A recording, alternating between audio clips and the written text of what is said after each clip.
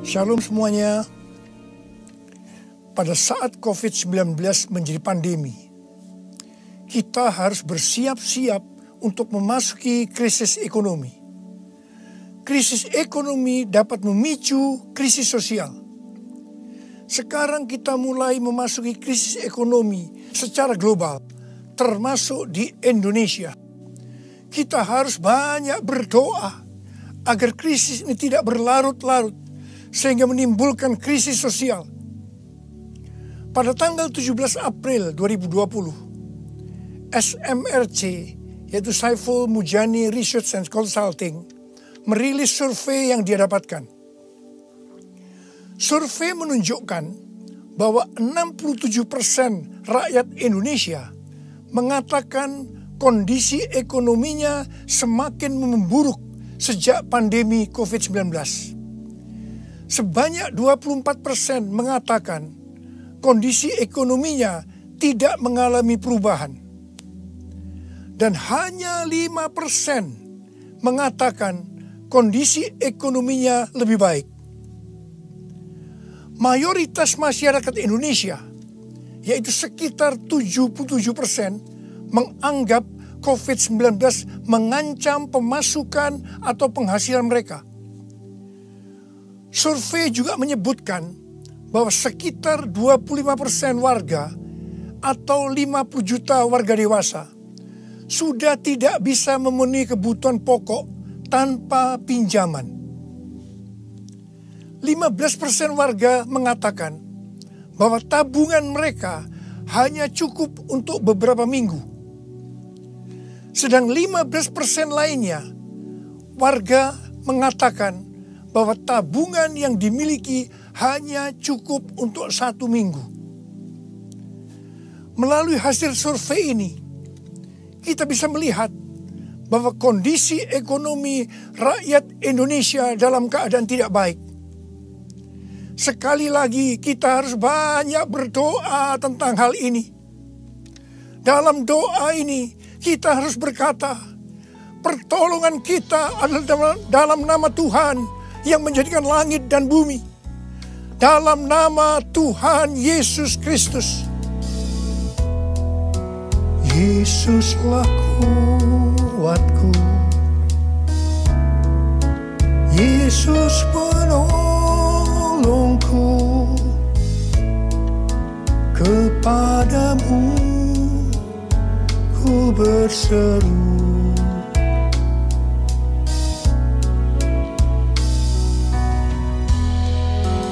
Yesus perisaiku, ku serahkan hidupku. Yesuslah segalanya bagiku. Yesuslah segalanya bagiku.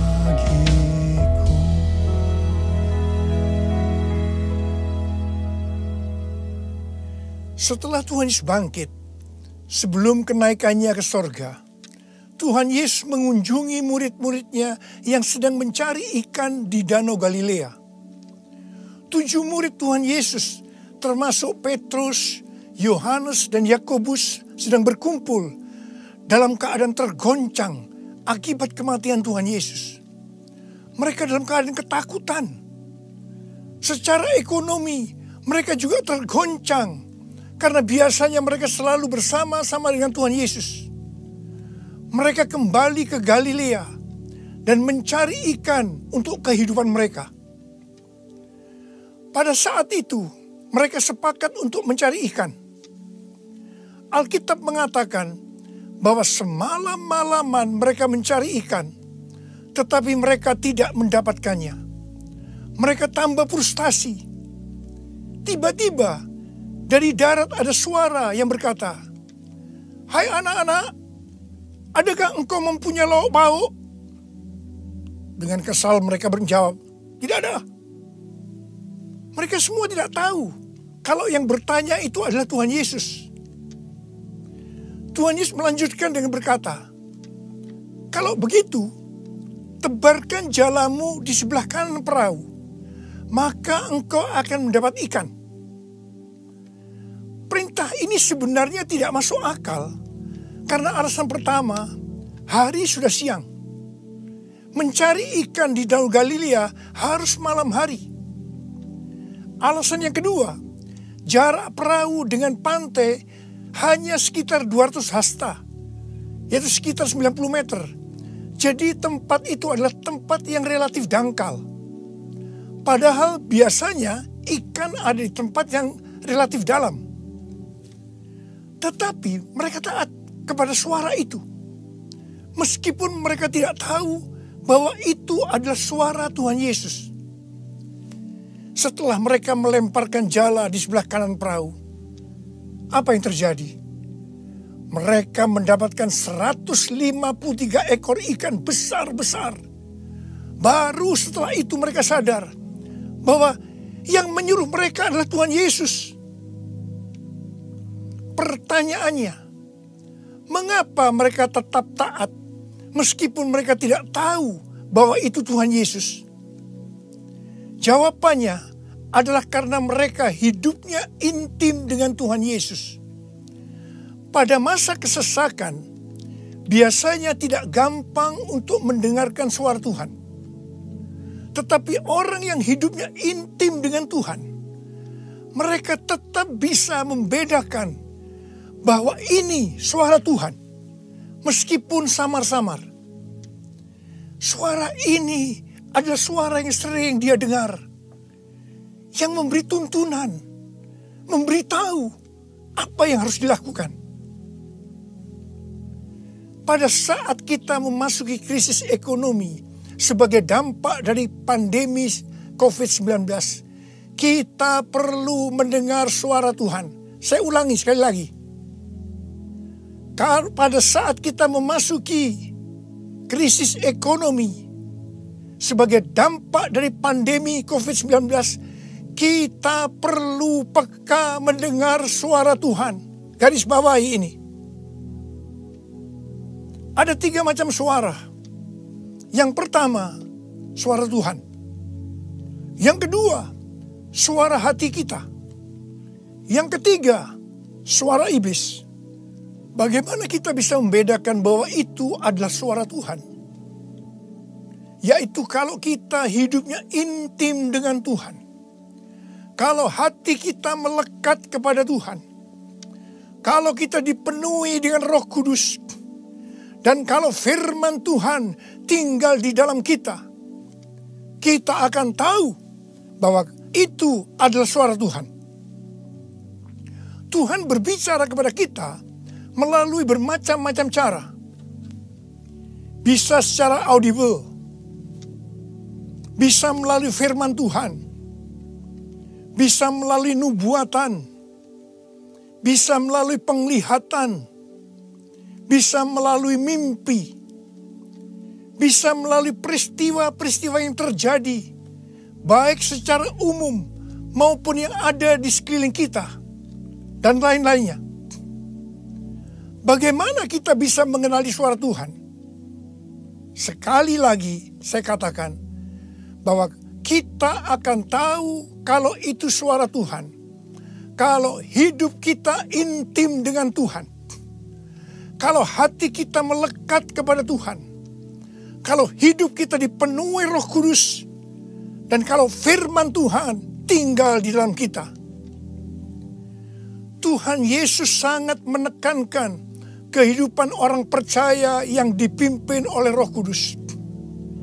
Ini merupakan kunci kemenangan dalam kehidupan orang percaya. Sebelum Tuhan Yesus naik ke sorga, Dia memberikan pesan terakhir kepada murid-muridnya dalam Kisah Para Rasul 1 ayat 8. Tetapi kamu akan menerima kuasa kalau Roh Kudus turun ke atas kamu.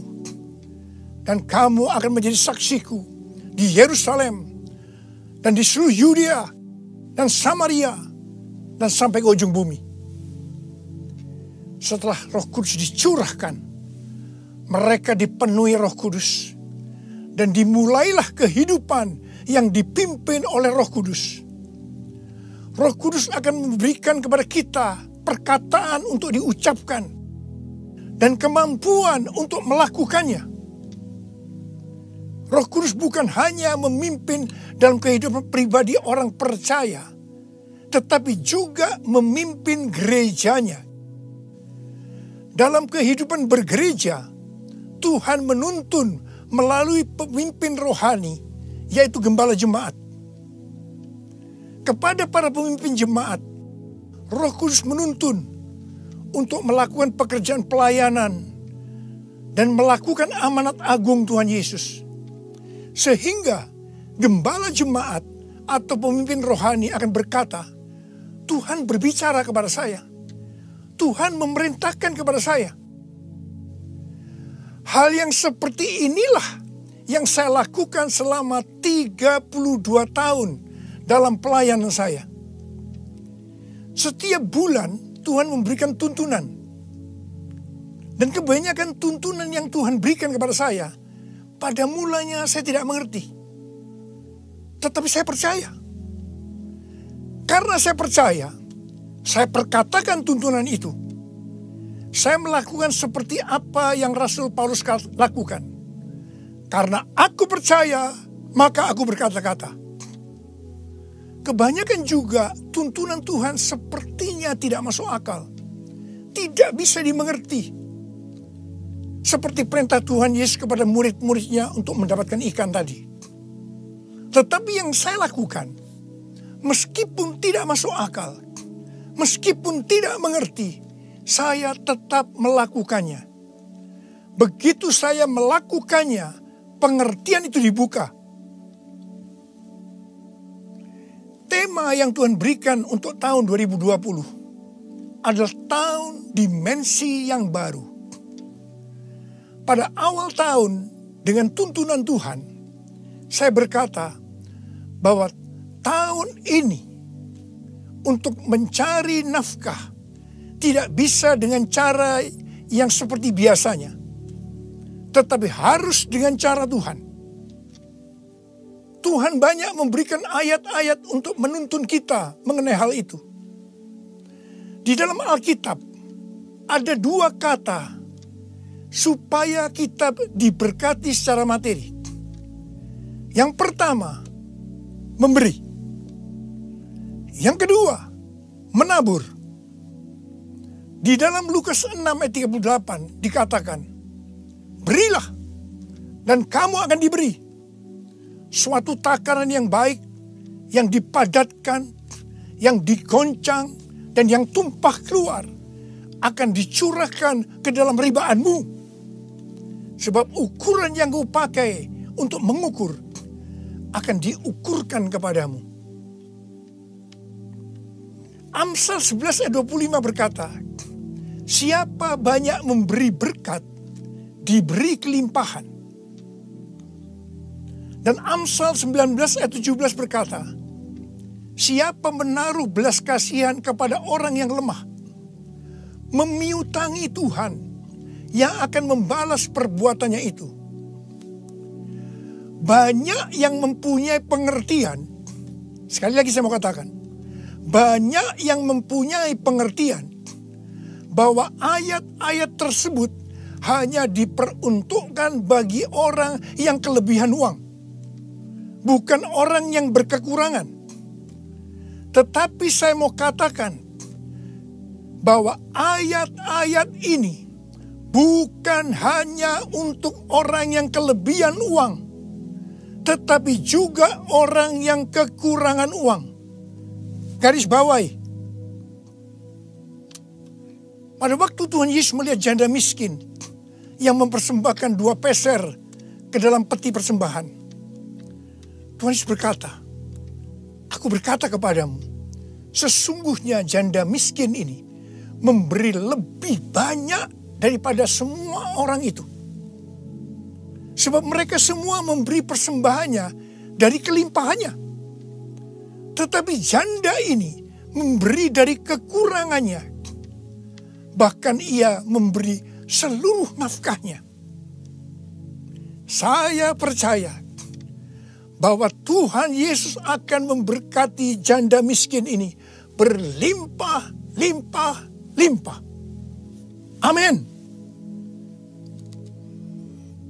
Pada waktu Tuhan menyuruh Elia datang kepada janda Sarfat untuk menghidupi Elia pada masa kekeringan, janda Sarfat ini hanya memiliki tepung dan minyak untuk membuat roti yang terakhir baginya dan anaknya.